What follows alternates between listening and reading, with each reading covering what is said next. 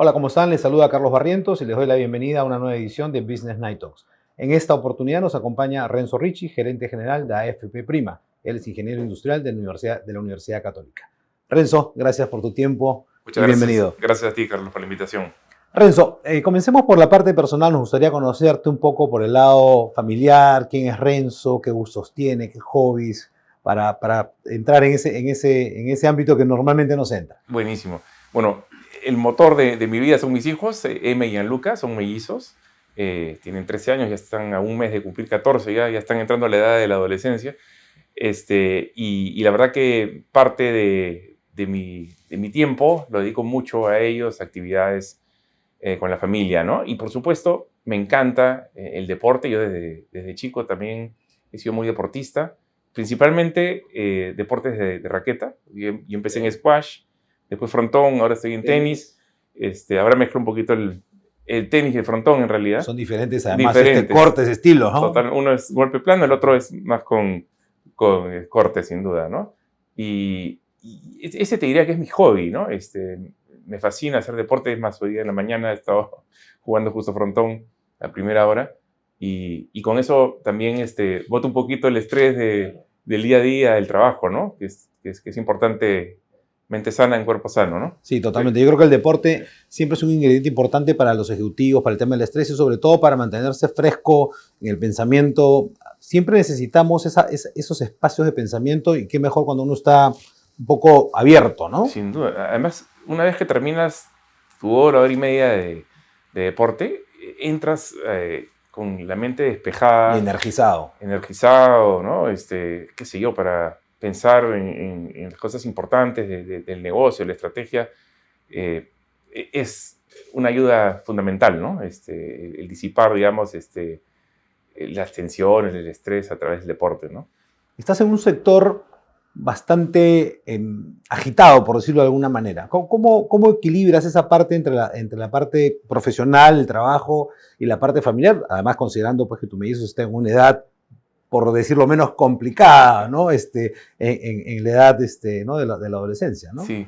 Bueno, efectivamente, el sector del sistema de pensiones privado es un sector complejo, porque a diferencia de otros sectores donde tú defines una estrategia de crecimiento, tu propuesta de valor, cómo compito, qué mercados enfrento o a cuáles quisiera aspirar.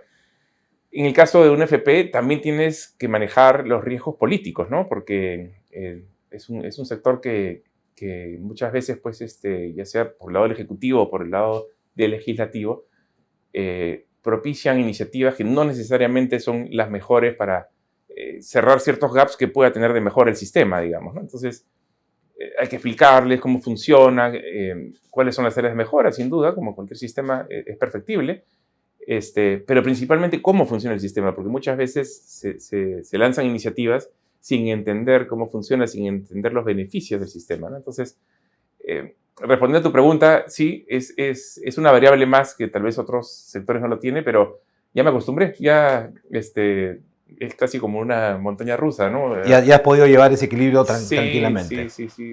La verdad que sí, hemos pasado por varios momentos complejos y acá estoy, ¿no? Un poquito más de canas, eso sí. Sí, no, por supuesto. Sí. Y la familia te ha acompañado en Sí. vamos a decirle, vorágine de problemas en el sector financiero. Es un sector bien envolvente, ¿no? Sí, así es. Sí. Interesante. Tú eres ingeniero industrial de la Católica y tus inicios de carrera fueron en la parte industrial, pero rápidamente te fuiste involucrando en el sistema financiero, en la banca y, bueno, ahora pues en la parte de pensiones. ¿La parte industrial te sigue jalando? ¿Cómo fue esa primera etapa? Cuéntanos un poco tu trayectoria profesional y qué hitos importantes recuerdas. Mira, sí, efectivamente yo soy ingeniero industrial de la Católica y si bien pues la ingeniería industrial es cercana a una carrera de administración, igual pues está un poquito más orientada a la parte industrial, digamos, ¿no? Empresarial, ¿no? Y en ese sentido, mi primer trabajo fue en Netalco, que es una textil de tejidos de punto, tipo polos, cosas por el estilo, ¿no? Y fue un reto interesante porque manejaba o trabajaba, mejor dicho, en el área de planeamiento de la producción. Entonces, fue muy interesante porque era una empresa integrada desde el algodón y todas las etapas que implica, digamos, hasta tener el polo en una bolsa y exportarlo. Tenía toda la cadena. ¿no? Toda la cadena. Entonces, la tejeduría, el corte, confección, acabado y toda la logística que implica un polo, porque hay que traer el botón de China, el colorante de Alemania y que todo coincida en el timing, digamos. Esa fue mi primera experiencia. Y de ahí me fui a vivir unos años a Chile. Ahí también trabajé un poco en industria. No sé si recordarás, había una cadena que se llamaba Hogar, Sí, claro. ¿no? Que era Sí, como sí. que el Falabella de Estamos por aquel ahí entonces, contemporáneos, ¿no? Sí. Solo que en Chile era un segmento bien top, ¿no? El posicionamiento de Hogar, ¿no? Y ahí también me encargaba de todo lo que es la producción, venta, comercialización, ¿no? Con retos bien interesantes. Y después regreso a Perú, hice una maestría acá, y ahí fue donde dije, oye, me encanta la parte financiera. Se presentó una oportunidad en el BCP, y ahí estuve cerca de 5 años liderando el área de planeamiento financiero. Ahí veía con un equipo de profesionales apoyando el plan estratégico de las distintas bancas, ¿no? Banca corporativa, banca empresa, banca de negocios, banca pyme, banca de consumo, banca exclusiva, todas las bancas. Pasaste por todos los segmentos. Todos los segmentos. Y también, digamos, tenía un equipo que evaluaba decisiones, qué sé yo, invertir en tal producto o inclusive lanzar una empresa. Digamos, era como una especie de consultoría hacia adentro de ese grupo, ¿no? Y después me fui a hacer una segunda maestría a Londres, a London Business School. Casi me quedo a vivir allá, pero me jaló el bichito y regresé al BCP. Un cambio total, porque venía de trabajar en un mundo súper financiero, que es el planeamiento financiero, a liderar la banca de consumo, que es la banca de personas, digamos, a través de toda la red a nivel nacional, digamos, ¿no? Comercialmente hablando. Claro, un poquito más de peso comercial que financiero. De back office a front. Totalmente, ¿no? Muchos viajes, mucha motivación, mucho reto comercial. Y también fue una oportunidad para conocer todo el Perú, ¿no? Porque BCP pues está en todas las ciudades, ¿no? Y ahí estuve varios años, un reto interesantísimo. Pasé de un reto financiero a un reto de personas, ¿no? Eran miles de personas, de trabajadores a lo largo del país. Y bueno, fue una experiencia linda, de verdad. Después de unos años, ya se reestructuró la banca de personas, digamos, se volvió un concepto más geográfico, pero de todos los segmentos, ¿no? Es decir, banca exclusiva, banca de consumo, banca pyme y banca de negocios, que es el ámbito de lo que vendría a ser la banca personal, ¿no? Y ahí comencé a gestionar lo mismo en la red, pero ya más en Lima, pero en todos los segmentos, ¿no? Y de ahí pasé a Prima en el 2008. O sea, imagínate, yo entré al BCP en 1995, ¿no? Estamos en el 2022. Sin darme cuenta, llevo Sí, claro. un montón de años.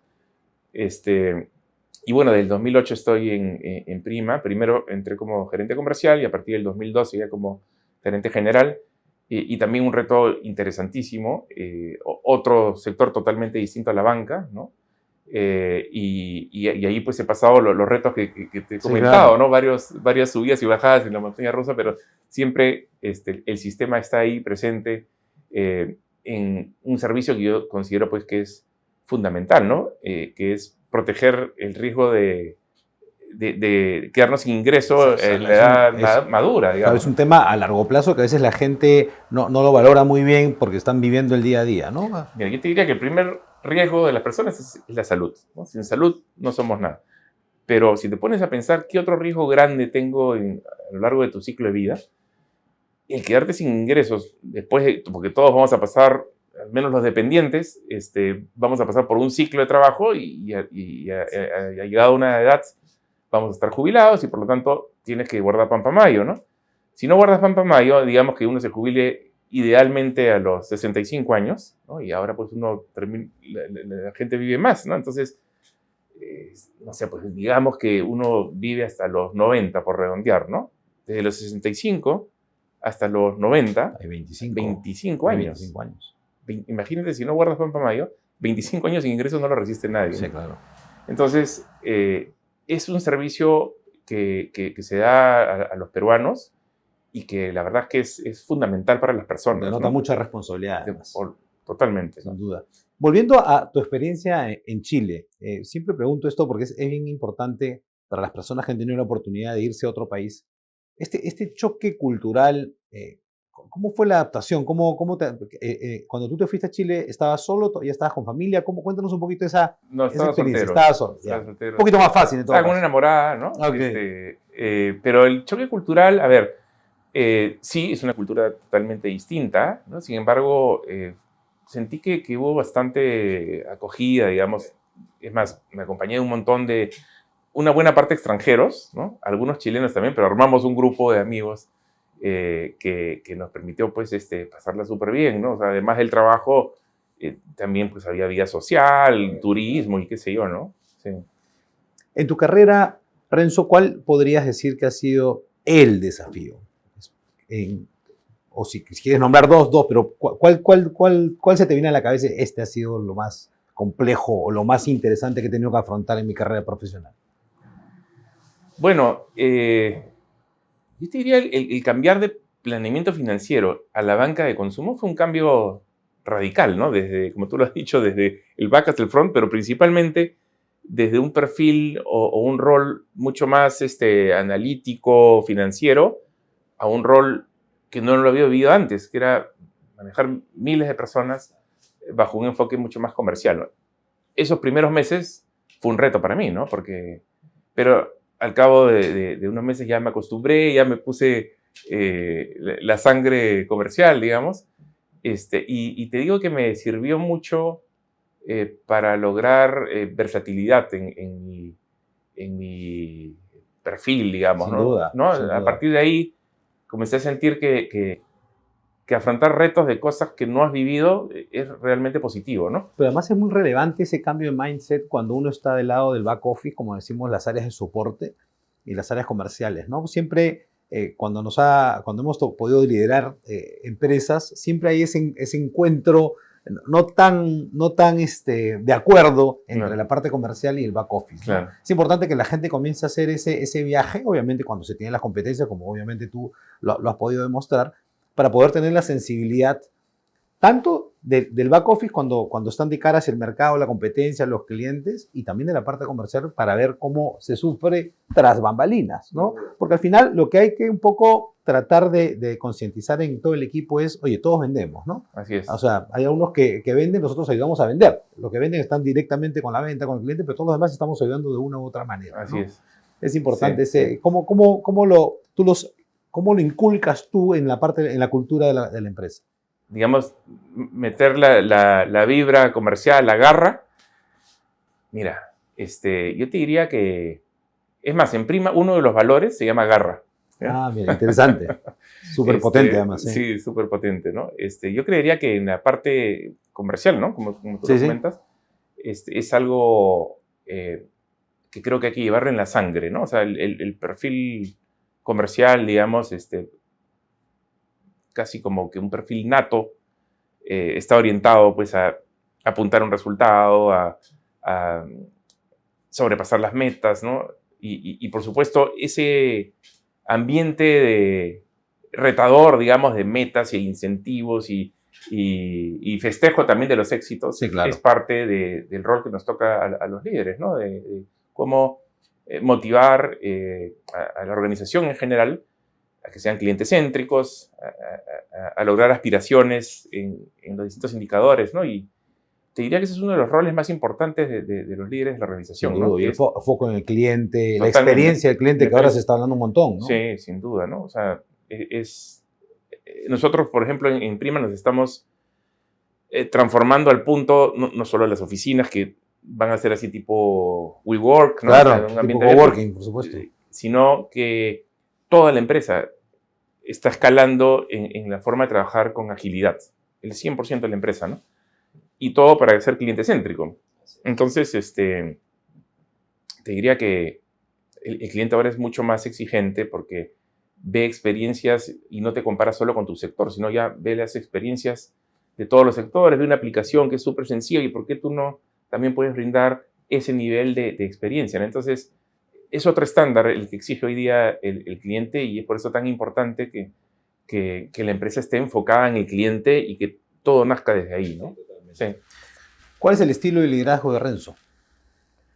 Mira, yo creo que motivar a las personas, ¿no? y lograr esa confianza y esa cultura donde el talento es lo más importante de la organización, yo te diría que es mi estilo, ¿no? O sea, muy orientado a las personas. Yo, por ejemplo, casi 2 veces al mes, o sea, 2 veces al mes diría, tengo un desayuno con un grupo de los colaboradores, Claro. ¿no? Donde hacemos un desayuno, ¿no? Y esto lo vengo haciendo hace 6 años, ¿no? Y entonces me doy la vuelta a toda la empresa a través de estos desayunos para conocernos mejor, no solo desde el lado profesional, sino también del lado personal, ¿no? Entender qué los mueve a cada uno de ellos, ¿no? Cuál es el motor de cada uno de los colaboradores, ¿no? Y entender esa parte es realmente súper rica, digamos, para entender cuáles son las motivaciones, ¿no? Y cómo el propósito de la organización está alineado al propósito de las personas, ¿no? Lograr ese clinch es fundamental, digamos. Sobre todo recogerlo de primera fuente. De primera fuente, es importante. ¿No? Además que sea el líder quien esté preocupado genuinamente por eso, ¿no? Así es. Sí. Y bueno, y no solo esas actividades para estar conectados con el personal, sino hago muchas visitas a las oficinas. Mi forma de comunicarme es totalmente horizontal, plana. Yo soy Renzo, ¿no? Y creo mucho en eso, ¿no? En la medida que el liderazgo esté enfocado en las personas, los demás retos, aspiraciones o resultados caen por sí solos. Ese es un gran cambio que se viene dando y es una estrategia totalmente válida, ¿no? Los resultados tienen que ser una consecuencia de tener al mejor equipo motivado y en el sitio adecuado. Y los resultados se tienen que dar, ¿no? Además, esto que conversábamos de ser cliente céntrico, en realidad es una moneda de 2 caras, ¿no? O sea, tú para lograr que el cliente tenga una alta satisfacción, una buena experiencia, en el otro lado de la cara necesitas que tus colaboradores también estén contentos, conectados, porque eso es lo que va finalmente a repercutir en una mejor propuesta de valor, en una mejor experiencia en el cliente también, ¿no? Y cliente externo e interno también, ¿no? Sí, no, por supuesto. Sí. La pandemia ha sido pues todo un tema bastante complejo. Bueno, sigue siendo, ¿no? No terminamos de salir todavía del COVID-19, ahora hablamos de la viruela del mono, pero en fin, y nos seguimos llegando a los premios como país en los malos rankings. ¿Cómo afrontaste este tema de la pandemia en AFP Prima? ¿Cómo te fue? ¿Qué cosas crees que te dio éxito para el manejo de esta crisis tan compleja? Bueno, en Prima, antes de la pandemia, ya estábamos en todo un proyecto de transformación y de digitalización de una serie de procesos, de trámites y qué sé yo. Y claro, cuando vino la pandemia en marzo del 2020, a todas las empresas, y no solo a Prima, no nos quedó otra cosa que acelerar esa transformación, ¿no? Sí. Nosotros ya estábamos en la parte final, digamos, de todo lo que es la digitalización de nuestros procesos, al menos la parte front, digamos. Correcto. Con lo cual logramos que todos los trámites que se hacían en las agencias, prácticamente en abril del 2020, un mes después del inicio de la pandemia, se podían hacer a través de nuestros canales, ¿no? Entonces, algunos de los servicios, digamos, los más sencillos, tú te podías autoservir a través de canales digitales, y algunos más complejos, por ejemplo, no sé, pues, un proceso de jubilación, que haces varias preguntas y qué sé yo, dábamos el servicio de manera remota, ¿no? O sea, entonces no dejabas el lado humano, en especial en los trámites más complejos, y es así como estamos operando hasta hoy, ¿no? Todo, el 100% de nuestras trámites, servicios de información, hoy en día es digital o remoto. Claro. O sea, y la gente de back office está en híbrido también en la compañía. Sí, claro, porque efectivamente lo que te acabo de comentar es de cara al cliente, ¿no? Correcto. Pero internamente, sí.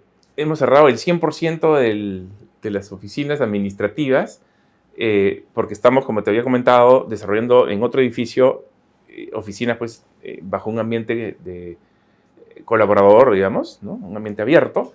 Y aún cuando ya estamos en camino de abrir estas oficinas nuevas, vamos a mantener un modelo híbrido, Correcto. donde algunos días cada uno de nosotros va a poder trabajar desde sus casas, con lo cual te beneficias de un poco más de flexibilidad, un poco más de calidad de vida, un poco más de equilibrio en la vida, ¿no? Pero también es importante algunos días presencial, porque hay que cuidar la cultura. Exactamente, ¿No? hay que relacionarse. Y hay que relacionarse, hay temas de socialización que también los trabajadores, los colaboradores desean como parte de la propuesta de valor hacia ellos, digamos, ¿no?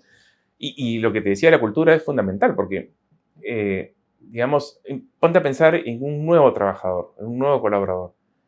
Entra a la organización. Si fuese 100% remota la gestión, es muy difícil inyectar de cultura a esa nueva persona, porque remotamente no sientes la vibra, digamos, de la cultura, y es por eso que estamos buscando ese equilibrio, ¿no? Y perdemos la esencia del ser humano, ¿no? El ser humano Sí. es un animal social. Así es. Y no solamente para relacionarnos a nivel de sociedad, sino hasta en la parte comercial. Es muy difícil hacer negocios remotamente, ¿no? Creo Sin que la duda. presencialidad en los negocios son vitales, ¿no? Así es, sí. Renzo, ¿qué competencias crees que debe tener el nuevo CEO, el nuevo gerente general, considerando la coyuntura post-pandemia y ya aterrizándolo un poco en Perú con la coyuntura que estamos viviendo compleja por el lado económico y por el lado político también? Bueno, además de ser muy orientado a las personas, yo te diría que tiene que ser un líder, un CEO con propósito, ¿no? Es decir, que busque un rol para la empresa un poco más allá de lo que tradicionalmente se veía como rol de la gestión de la empresa, ¿no? Y me refiero más a ESG, ¿no? A pensar en aspectos sociales, medioambientales y de buen gobierno corporativo. Sostenibilidad, ¿no? Y cómo trasladas parte de ese crecimiento, de ese valor hacia la sociedad, cuidar el medio ambiente, ¿no? Es decir, ese equilibrio tiene que ser innato o parte natural, digamos, de las competencias de un CEO, de un líder. Y en Prima y en todas las empresas de Credicorp tenemos una cultura y un proyecto en todas las decisiones incorporar ESG. No es que haya un departamento de ESG a un costado. ESG es parte de la toma de decisión de todas las decisiones de negocios, inclusive procesos, ¿no? Y tenemos la aspiración inclusive de liderar ESG como Credicorp, no solo en Perú, sino a nivel regional, donde estamos en varios países, ¿no? Entonces, esas competencias son fundamentales porque además la sociedad ahora te lo exige, ¿no? Y hablando un poquito de la coyuntura política o cambios, digamos, que ha ido pasando el país, yo creo que también un líder tiene que tener la capacidad de resiliencia, ¿no? Es decir, hay momentos difíciles, hay que ver la forma de si tienes un bache, de empujar a toda la organización a salir adelante, ¿no? Optimista, ¿no? Yo creo que no hay que ver la mitad del vaso vacío, hay que ver la mitad del vaso lleno, y en ese sentido ver las oportunidades, ¿no? Y eso esa actitud la marca el líder, ¿no? Pero qué importante es la conexión entre la empresa, que tenga un propósito que tenga que ver con la sostenibilidad, ¿no? ESG, pero además que el líder, el CEO, el gerente general esté enganchado con el propósito, pero que además tenga un propósito propio como líder de trascendencia, ¿no? Que pueda, pues, integrarlo dentro de toda la cultura de la compañía, de la gente que uno va tocando en el camino del líder, tiene que verse beneficiada de algún modo, ¿no? Y eso yo creo que es parte de la trascendencia que cada uno vive. Interesante. ¿Cómo? Y otra cosa que mencionabas antes que me olvide, la actitud y el optimismo del líder para el equipo es vital, ¿no? Siempre vamos a tener gente que llora y yo siempre digo, estemos del lado de los que venden pañuelos. Entonces, esa actitud es súper relevante y tenemos que asegurarnos que contagiamos al resto del equipo, obviamente sin perder el cable a tierra, porque claro, las cosas no van bien, es clarísimo, pero tenemos que ir impulsando hacia un lado mucho más de positivismo para hacer mejor las cosas. Sin duda. Yo te diría que eso aplica en todos los sectores, ¿eh? Sin duda, eso, Sí. totalmente de acuerdo. Bueno, entonces ahora hablando ya del tema, la coyuntura política, financiera de nuestro país, el sector en el cual tú te desarrollas sin duda es un buen termómetro de lo que pasa, ¿no? ¿Qué nos puedes comentar sobre la coyuntura? ¿Cómo ves la situación? ¿Hacia dónde vamos? Bueno, si gustas te hablo específicamente del sistema de pensiones, ¿no? Como conversamos al comienzo, hay algunas decisiones que se han tomado más del corte político que del corte técnico, ¿no? Por ejemplo, los retiros por pandemia, tal vez los primeros sí eran, pues, de repente más enfocados en qué sé yo, en los que no cotizan. Los cotizantes son los que ahorran recurrentemente, ¿no? Pero después se convirtieron en 6 retiros, ¿no?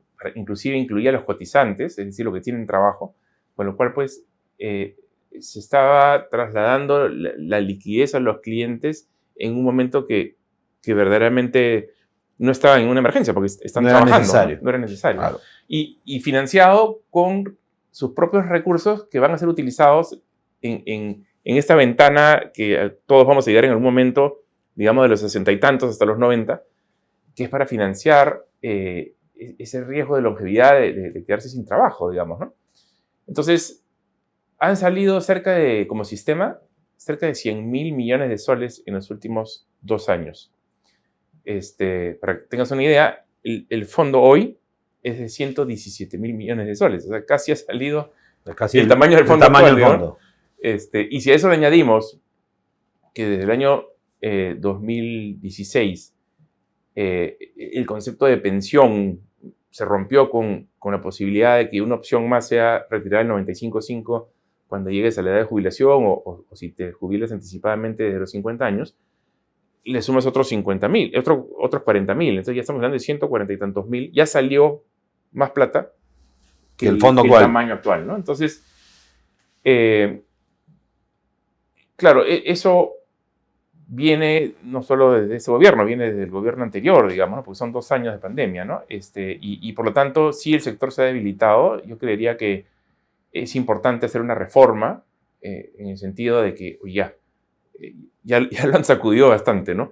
Y si verdaderamente queremos un sistema de pensiones para los peruanos, necesitamos hacer las reformas que sean necesarias para mejorar el sistema, porque es perfectible, pero apuntemos a pensiones dignas para los peruanos, ¿no? Y eso creo que es un paso que hay que dar, ¿no? Yo creo que esto tiene que ver mucho también con este mindset de corto plazo que tenemos como cultura, ¿no? No todos, pero vemos siempre que las decisiones que tomamos son de corto plazo, porque probablemente siempre hemos estado expuestos a coyunturas muy adversas, entonces no estamos acostumbrados a pensar a 5, a 10 años, sino, oye, ¿qué va a pasar mañana? Y como no estoy seguro qué va a pasar mañana, mejor tomo la decisión hoy, ¿no? Pero tenemos que ser responsables porque lo que va a pasar es lo que comentábamos hace un momento, ¿no? Nuestra vejez se ve en peligro, ¿no? O sea, ¿de qué va a vivir mucha gente durante esos años después de la jubilación? Sí. ¿No? Y además, el sistema cuyo objetivo principal es generar las mejores pensiones o pensiones dignas para todos sus afiliados, igual tiene otros beneficios colaterales, ¿no? Es la palanca del mercado de capitales, ¿no? O sea, cada vez que una empresa quiere crecer, desarrollar un proyecto, emite un bono, ¿quién es el que invierte en el bono?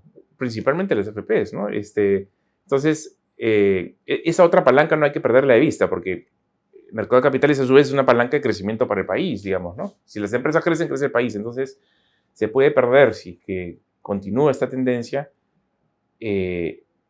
un inversionista clave que desarrolla el mercado de capitales y a su vez las palancas que requieren las empresas, digamos, ¿no? Siguiendo en el mundo del fondo de pensiones, sin considerar los temas que hemos conversado sobre los retiros no necesariamente apropiados que se han decidido últimamente, ¿qué otras prácticas o buenas prácticas de la región o en todo caso a nivel global tendríamos que replicar para fortalecer el fondo de pensiones? Mira, nuestro país es bien peculiar, ¿ya? Porque es bien informal.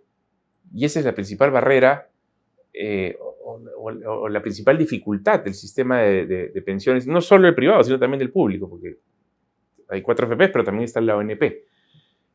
el mundo del sistema de pensiones en Perú solo funciona con los formales, porque necesitas un empleador que como parte de tu sueldo te descuente un pedazo de tu sueldo y lo abone en tu cuenta del Estamos FP. hablando de soluciones más estructurales, porque para una informalidad de más de 70%. Que no es una solución del sistema de pensiones, es un sistema, es una solución estructural del gobierno, ¿no? Entonces, si verdaderamente quieres hacer un cambio, ya tienes que hasta pensar cómo logramos que nuestro país sea menos informal, ¿no? Pero mientras que exista la informalidad, yo creería que hay que ser creativos. ¿Cómo hacemos para que esa persona informal se vea motivada de ahorrar a largo plazo para también su vejez? O sea, igual va a llegar un momento que va a tener que dejar de trabajar y por lo tanto también está sujeto a ese riesgo, ¿no? Entonces, algo que ha funcionado en Colombia, por ejemplo, es que los aportes voluntarios, ¿no? Así como existe fondos mutuos que uno invierte en un fondo mutuo, la AFP administra un producto similar que se llama aportes voluntarios, que son sin fin previsional, pero te puedes quedar ahí el tiempo que tú quedas, ¿no? Y el día que le necesites el dinero lo puedes sacar, ¿no? Entonces, mediante beneficios tributarios, se ha logrado eso es en Colombia, que muchos colombianos se animen a invertir voluntariamente. ¿Y por qué? Porque pasados los 10 años, o sea, si mantienes este dinero 10 años, ya no te cobran impuestos. No tienes impuesto, no tienes impuesto a la renta en todo caso. Es impuesto a la renta, ¿no?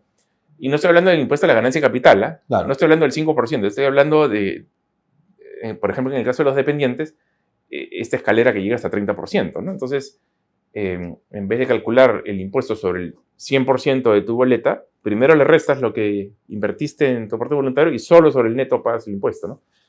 Ese tipo de políticas podrían funcionar. En el mundo informal, un esquema, lo que se llama pari passu, es decir, tú pones 100 soles y yo Estado pongo 100 soles.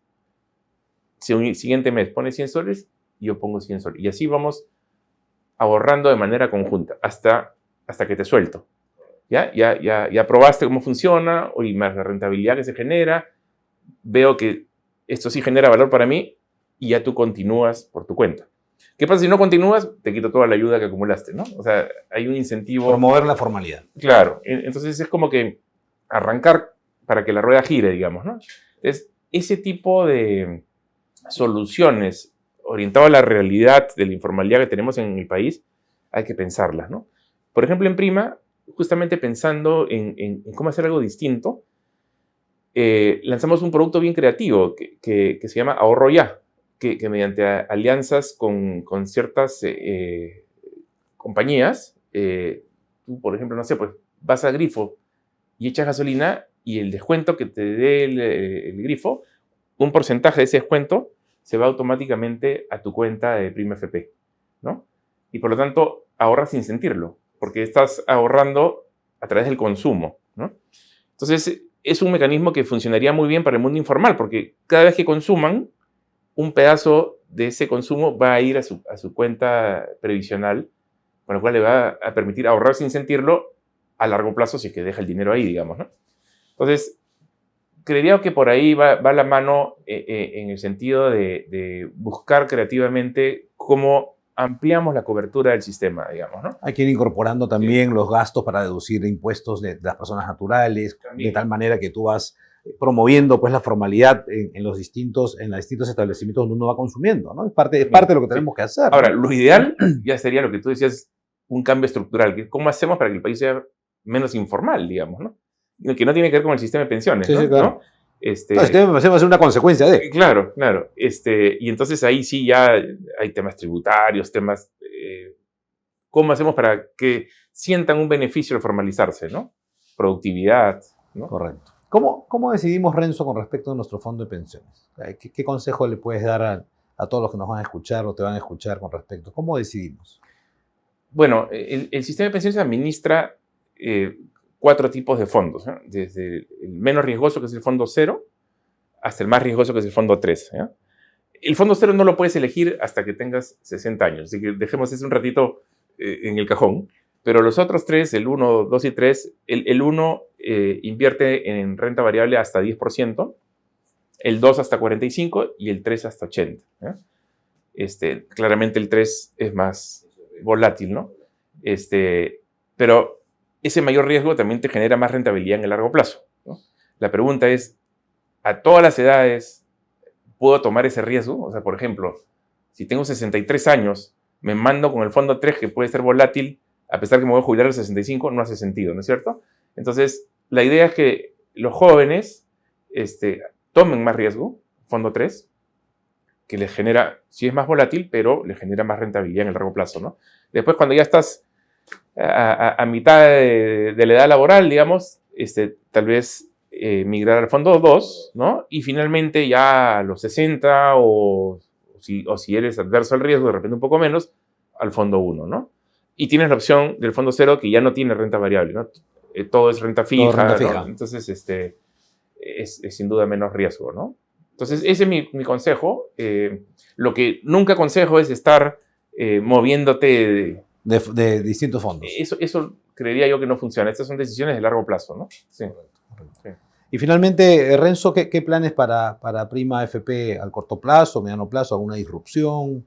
Bueno, te diría que estamos evolucionando a hacer una AFP digital / remota, ¿no? Ya hoy día damos servicios digitales y remotos, pero queremos ampliar nuestros servicios, queremos mejorar la experiencia de cada uno de los contactos que tengan a través de nuestros canales. Entonces estamos en una inversión muy grande de plataformas tecnológicas, ciberseguridad, servicios digitales, ¿no?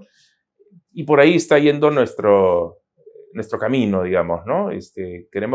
Nos enfocamos en el cliente, es cliente céntrica la organización, también en las personas, por supuesto, como ya dije, es una moneda de dos caras. Para adentro y para afuera. Para afuera, ¿no? Y también, ya como sistema, estamos propiciando que verdaderamente se reforme, ¿no? O sea, desde adentro estamos diciendo, oye, es momento de reformar. Si es que hay cosas que corregir, se corrigen, pero tenemos que lograr que tengamos un sistema, los peruanos, un sistema de pensiones que verdaderamente, pues, logre pensiones dignas que se deterioran si permites retiros en el camino, obviamente, ¿no? Entonces, creo que esa es una labor conjunta desde nuestro lado, que es la parte de la administración de los portafolios y el sistema, pero también del lado de las instituciones, tanto del Ejecutivo como del Legislativo, ¿no? Y seguir apuntando a combatir la informalidad, ¿no? Que definitivamente eso pues, no es lo más adecuado para un país que quiere seguir avanzando. La productividad entre el mundo informal y formal la diferencia es abismal, ¿no? Yo creo que sería tal vez uno de los retos más grandes para el país, cómo reconvertir el mundo informal hacia el formal, pero te paga sin duda el aumento de productividad del país, ¿no? Y además un beneficio para todos, ¿no? Pero bueno, ese es un reto grande. Bueno, habrá que trabajar duro en eso. Así es. Renzo, muchas gracias por tu tiempo y compartir tus experiencias. Gracias también. Nos vemos. Gracias, Carlos. Estuvo con nosotros Renzo Ricci, gerente general de AFP Prima. Nos vemos en la próxima oportunidad con Business Night Talks.